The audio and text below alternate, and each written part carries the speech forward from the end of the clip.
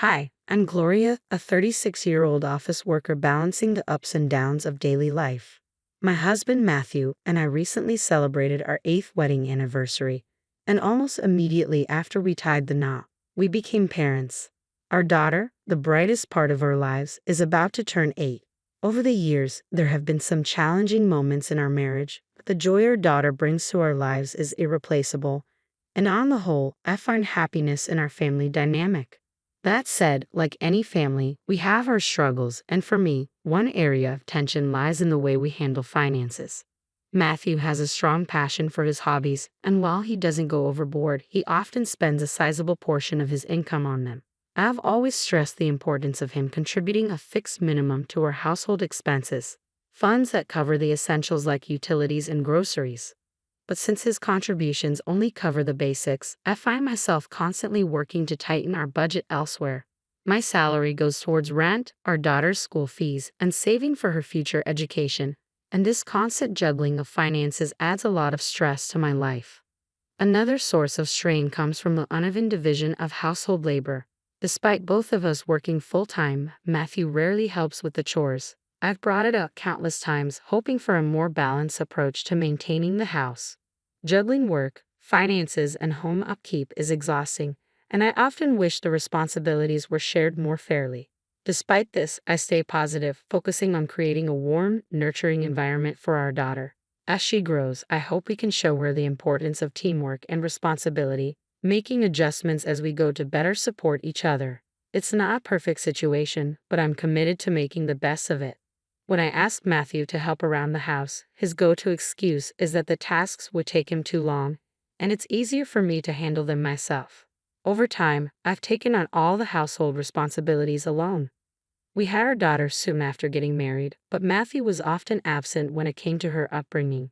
He expressed concerns about accidentally hurting her, which meant I carried most of the parenting load. As the years went by, my dissatisfaction with him grew, but we had been together for 8 years and had a growing child. I wasn't sure if initiating a divorce when our daughter was approaching puberty was the right decision. I told myself that maybe it was normal for couples to feel disconnected after many years together and that no family was without its flaws. But a recent incident with my sister-in-law made me seriously reconsider our marriage. One day, she showed up at our door looking visibly distressed. "Gloria, I'm sorry, but I need to stay here for a bit. There's been an issue with Ryan," she said, clearly upset. I was worried and asked if something had happened with her husband. She hesitated and tried to change the subject, which left me feeling uneasy and desperate for more information. Later that night, when Matthew returned from work and we had put our daughter to bed, we all sat down to talk. "So, what happened?" I asked, looking at my sister-in-law. I asked her what had happened, and she hesitated before replying. "Well, Ryan just snapped. He said, out of nowhere, that he wants a divorce." I was stunned. I had always thought of Ryan as a calm, stable, and sincere person, so this sudden outburst didn't make sense. I pressed her for more details, asking, "Why did he get so angry?" She seemed defensive, her voice rising with panic. "Why are you asking me that?" she retorted. A thought crossed my mind. Perhaps she had done something to provoke him. Her avoidance only fueled my concern. "What do you mean? Why am I asking?" I responded. "Why are you defending him? Are you involved with him or something?" Her accusation caught me off guard, but I quickly denied it. "Of course not," I said. "I'm not involved with Ryan." Matthew, overhearing the exchange, laughed off her suggestion. "That's impossible," he said. "She barely has time for anything outside of her responsibilities. And besides, she always leaves her phone out in the open." Despite my husband's defense, frustration bubbled inside me. My life was a constant whirlwind of work, household chores, and caring for our daughter. After long days, I barely had the energy to check my phone, let alone engage in anything like an affair. Still, my sister-in-law insisted she didn't know why Ryan was upset. We agreed it would be best to talk directly to him to clear things up. A little later, Ryan arrived at our house. My sister-in-law, still uneasy, decided to step out and give us some space. Ryan, looking apologetic, expressed regret over the turmoil he'd caused. "I'm really sorry for all the trouble," he said earnestly, his calm demeanor confirming my belief that he wasn't the type to make rash decisions. "Ryan, I just don't understand," I said, pressing him. "You've only been married for a year. Isn't asking for a divorce a bit extreme? There has to be a reason. Ryan took a deep breath before revealing the shocking truth. The reason is that she spent all of my savings, $110,000, without telling me. I felt the air leave the room. You saved $110,000 and it's all gone in just 1 year, I said, my voice betraying my disbelief. That's about $5,500 every month. How did that happen? Ryan explained that he had been carefully managing their finances, allocating just enough from his monthly income to cover all their living expenses. The entire $110,000 had been spent entirely on non-essential personal expenses, luxuries, and entertainment. No wonder you're upset, I said, empathizing with him. Anyone would be furious in your shoes. I couldn't help but think of my own situation with Matthew's tendency to overspend. It was almost as if this was a family trait. With the revelation of the massive financial strain, I suggested, if she doesn't make an effort to repay that $110,000, maybe you should seriously think about separating, especially since there are no kids involved. Ryan nodded, taking my advice to heart, but then Matthew surprised me by chiming in. I'll make sure my sister pays you back, he said confidently. I was taken aback by his sudden certainty. How could he be so sure? Ryan looked at him, clearly appreciative of the support. I would appreciate that, thank you.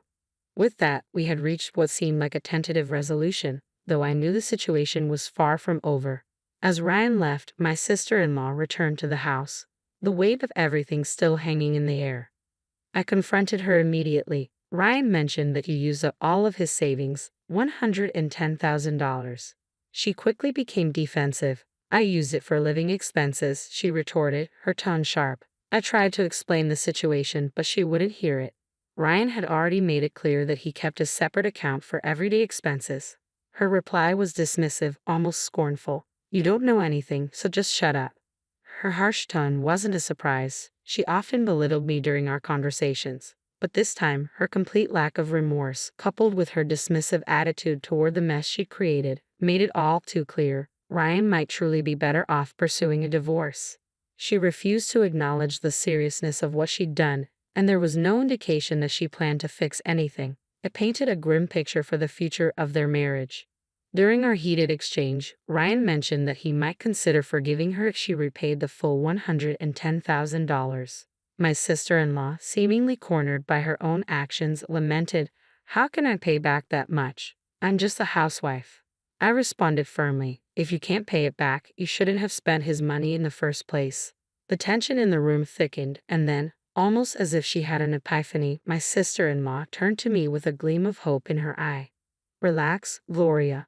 We've got money, right? You've got $220,000 saved up. So no worries, right?" she said, sounding almost victorious, as if she found a miraculous solution. I was thrown off completely. "Wait a minute. How do you even know about my savings, Matthew?" I asked, stunned. I had never shared that I'd saved that amount for our daughter's future tuition.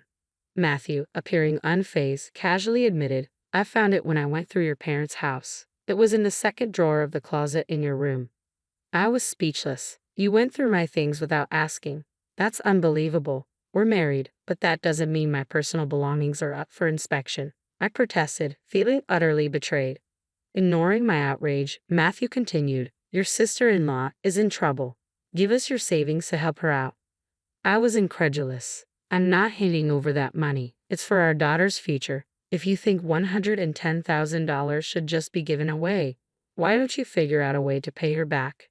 Matthew didn't hesitate. He reached into a drawer and pulled out divorce papers. "I've had these ready just in case something like this happened," he said coldly, as if he'd been preparing for this moment all along.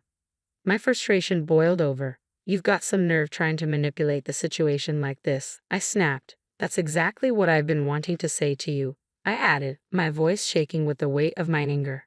Then, with chilling finality, Matthew filled out the papers and said, "I'm serious. We can get a divorce anytime you want." To my shock, my sister-in-law, watching the drama unfold with an almost gleeful grin, piped up. "Well, I'll be one of your witnesses," she said, scribbling her name on the form as if she were signing a trivial document. "You can either pay me the $110,000 or we can get a divorce," Matthew threatened, as though he were cornering me into a choice. I was astounded by their boldness and manipulative tactics. But rather than giving them the satisfaction of seeing how deeply their words cut, I feigned compliance, allowing the moment to pass without escalating things further. The next day, I prepared myself for whatever came next. I decided to take control of the situation and invited some important figures, my in-laws and Ryan, to our home. When they arrived, Matthew was immediately baffled. "Ryan, why are you here?" "Mom, Dad, what's going on?" he asked, his confusion palpable. Before Matthew could say anything more, his father interjected, his voice calm but firm. "Matthew, don't embarrass yourself any further." He then turned to me and added, "Gloria, I'm truly sorry about my son and daughter's foolish behavior." Ryan also spoke up, his tone sincere. "I must apologize to Gloria," he said. Their apologies were like a bombshell, but the tension didn't subside. Matthew, still bristling, tried to assert himself. "Why are you two apologizing? You should be quiet." Ignoring him, his father continued. "We went through your room, Matthew, and we found stacks of expensive bags and jewelry." His mother added, "Ryan asked us to look into it, and it's clear you've had a habit of hiding expensive purchases from us since you were young." The revelations hit like a ton of bricks, and Matthew's deceit became undeniable.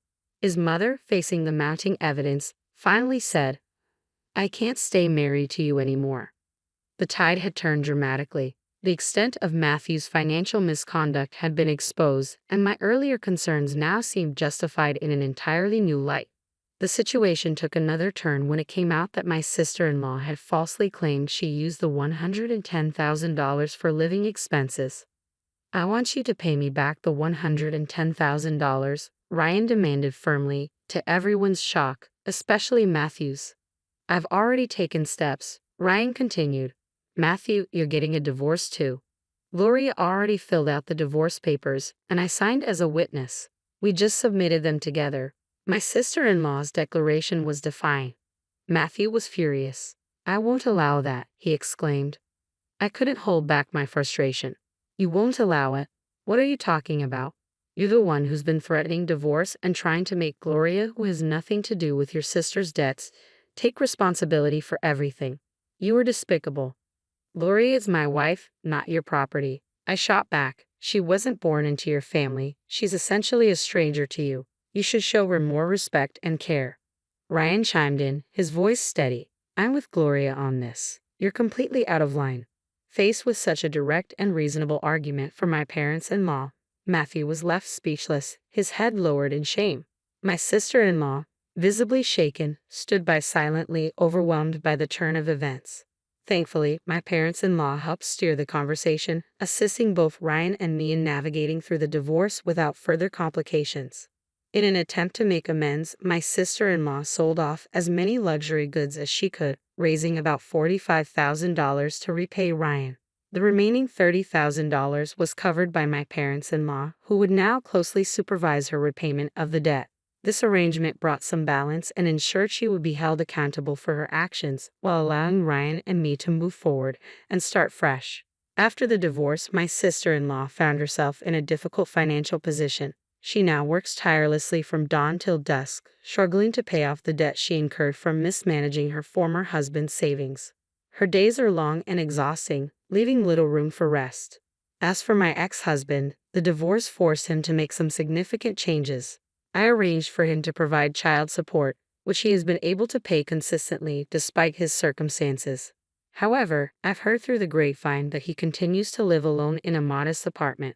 His salary, though decent, is stretched thin by his rent, living expenses, and child support payments. Eventually, the financial strain forced him to move to a cheaper apartment. Sadly, his long-standing habit of unnecessary spending hasn't helped, and despite living in a more affordable place, he often finds himself broke, with no savings to fall back on. This financial instability will likely make it difficult for him to enter another relationship anytime soon. Meanwhile, I've returned to my parents' home with my daughter. Being back under their roof has helped stabilize our lives, allowing me to focus on the future. My parents have been incredibly supportive, especially in helping with childcare while I work. This support has been crucial in allowing me to regain my footing after the divorce. I'm working hard, not just to meet our day-to-day needs, but also to save for my daughter's future. I want her to have every opportunity to pursue her dreams without financial constraints. This is a new chapter for us, and I'm determined to make it a successful one. I plan to continue sharing our journey, hoping that our story might inspire or help others facing similar situations. If you find our story engaging and want to follow our journey through this new phase of our lives, please subscribe to the channel. Your support means so much to me, and I look forward to connecting with you in future videos. Thank you for watching.